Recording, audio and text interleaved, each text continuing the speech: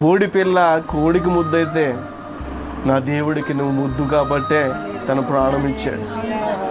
చూసారా, శత్రువు తన పిల్లలపై దాడి చేస్తూ తన ప్రాణం తీయాలని చూస్తున్నప్పుడు పాపంలో నువ్వు నేను కూడా మరణించాలి గనుక ఆ మరణాన్ని ఆయన మీద వేసుకున్నాడు. ఆ విషయంలో నిన్ను కాపాడాడు.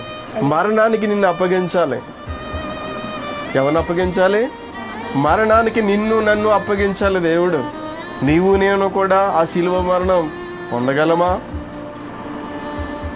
ముళ్ళు గుచ్చుకుంటేనే తట్టుకోలేని పరిస్థితి. ఏదైనా చిన్నది కుడితే ఏదైనా మనం భరించలేం.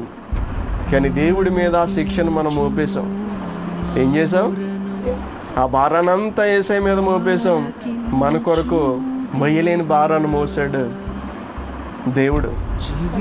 చూసారా ఎంతగా కాపాడాడు. చాలా